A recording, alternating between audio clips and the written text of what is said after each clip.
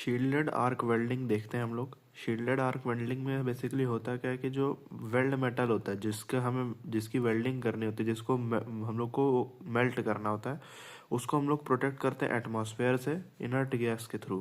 क्योंकि देखो एटमॉस्फेयर से अगर उसका एक्सपोज हो जाएगा तो वहाँ पर नाइट्राइड और ऑक्साइड फॉर्म हो जाएगा, जिससे कि मेटल बहुत कमज़ोर हो जाएगा और ब्रिटल हो जाएगा, मतलब कि टूटने के उसके चांसेस बढ़ जाएंगे। तो ये काम होता है शील्डेड आर्क वेल्डिंग में।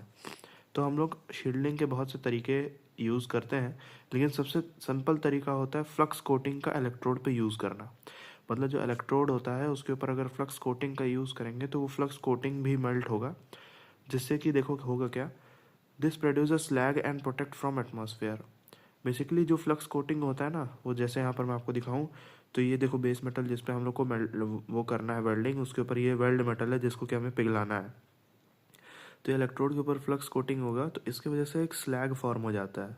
तो देखो इन दोनों का जो वेल्ड है, जैसे मोल्टन वाला एरिया है, इसके ऊपर भी स्लैग ऐसे ही फॉर्म हो जाएगा, जिसको कि बाद में अलग तरीक़ों से हम लोग रिमूव कर सकते हैं। उससे यहाँ नाइट्राइड और ऑक्साइड फॉर्म नहीं होगा, जिससे कि ये ब्रिटल और कमज़ोर नहीं रह जाएगा। तो एक तरीके से प्रोटेक्शन का काम करता है।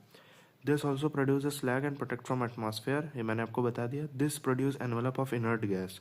और यही जो फ्लक्स कोटिंग होता है, ये देखो एक ऐसा एनवलप बना लेता है इनर्ट गैस का, जैसे कि ये जो पूरा काम हो रहा है वेल्डिंग का या फिर मेल्टिंग का जो भी काम हो रहा है वो इसके नीचे हो जाता है। तो एटमॉस्फेयर से एक तरीके से ये प्रोटेक्शन कवर का काम कर रहा है। तो ये होता है हमारा शील्डेड आर्क वेल्डिंग।